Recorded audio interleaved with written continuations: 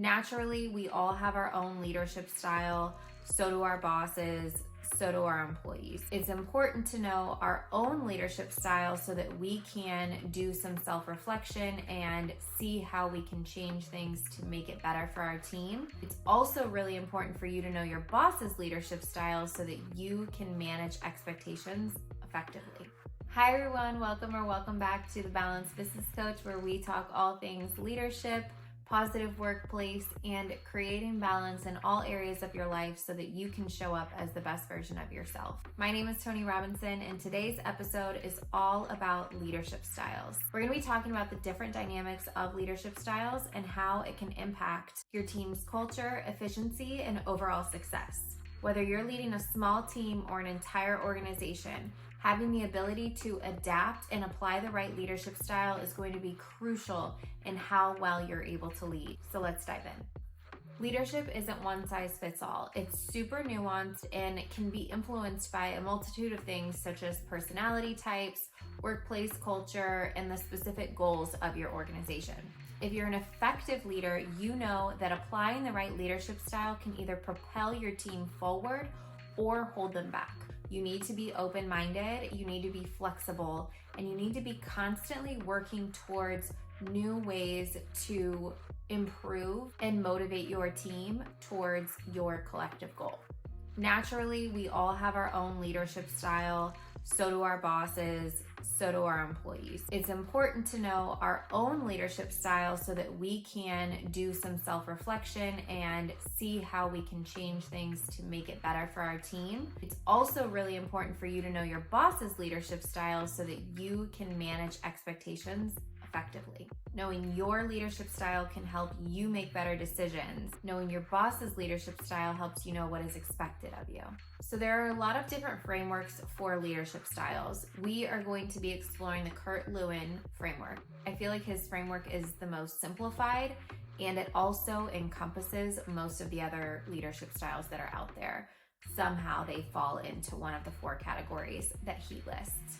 So Kurt Lewin identified 4 basic leadership styles. They are autocratic, democratic, laissez-faire, and transformational.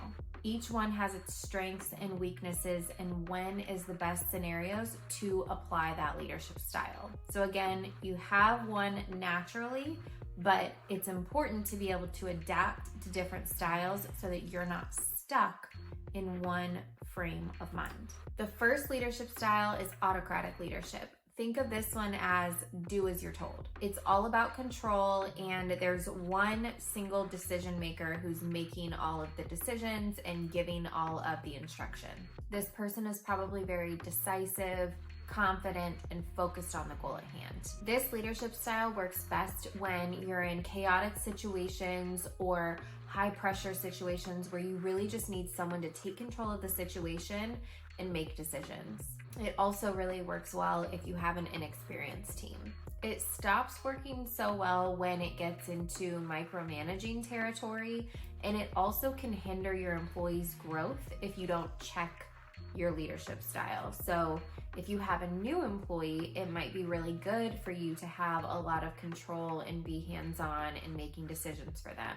However, if you don't loosen the rein, they can get stifled in their growth and need to rely on you for everything. The second leadership style is democratic leadership. This is the leadership style where everybody contributes, everybody has a say. The leader ultimately makes the final decision, but they value the feedback of everybody on the team.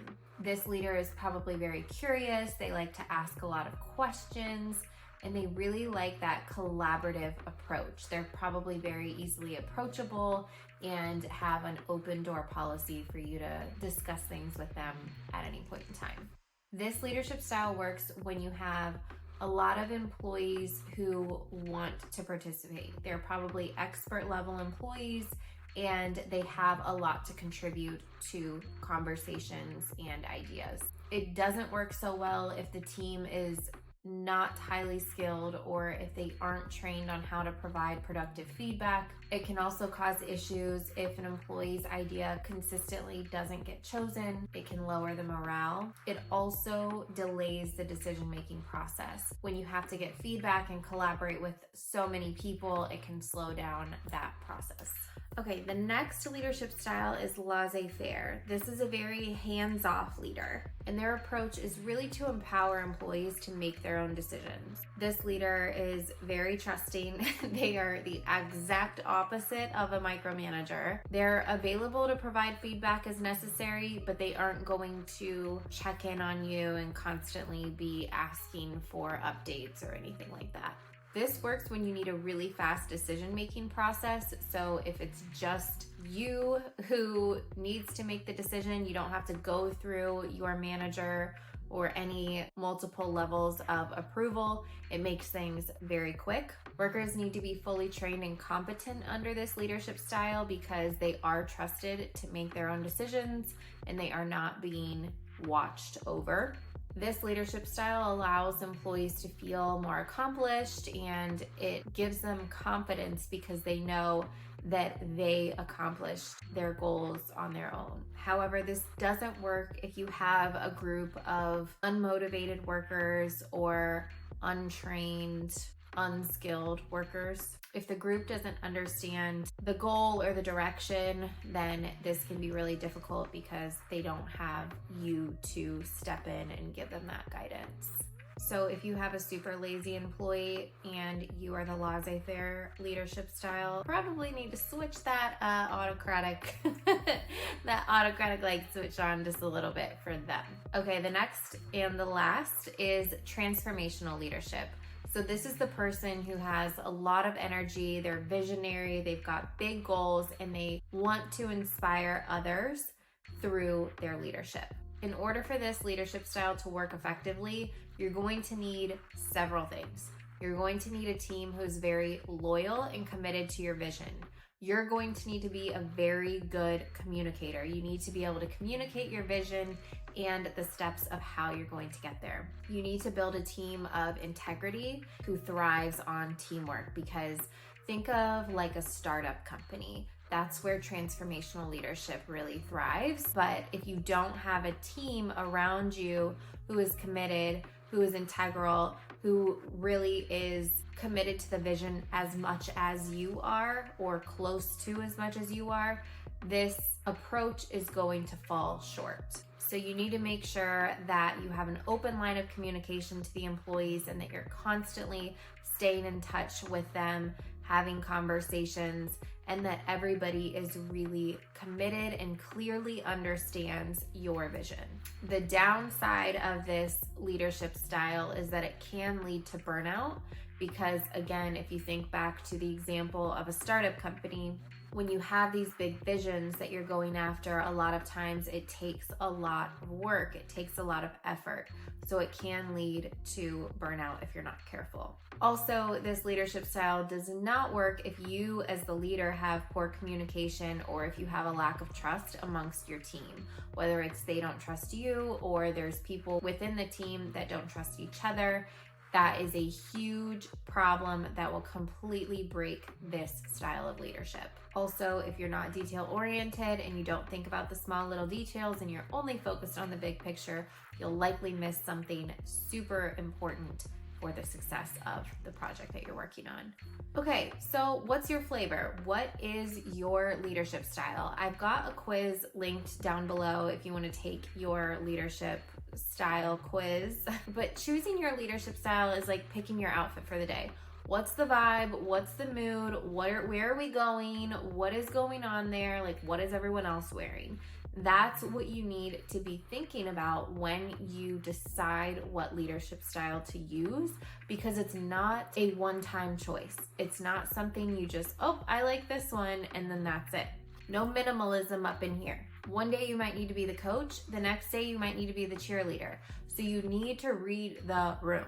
Know when to step in and when to step back. Keep your eyes open, stay flexible, have a willingness to grow, and make sure that you're learning from the experiences around you. All right, loves, that is a wrap on today's Leadership Love Fest. I hope that you really enjoyed this episode. Leaders are so important to this world because when we spend so much time at work, our leaders are the ones that are influencing us so much. Leaders have the power to change the world.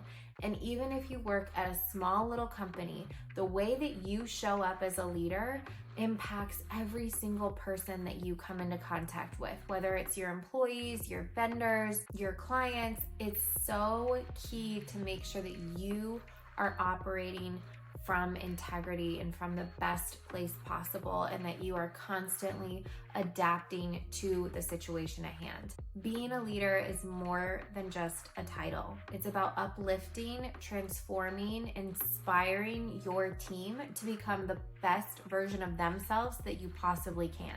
So keep killing it, keep leading, keep doing what you're doing, because if you're here, I know that you're already a phenomenal leader. Thank you so much for being here today. I am Tony Robinson, the Balanced Business Coach, and until next time, take care. Ooh, and don't forget to comment, like, and subscribe if you enjoyed this episode. Thanks so much.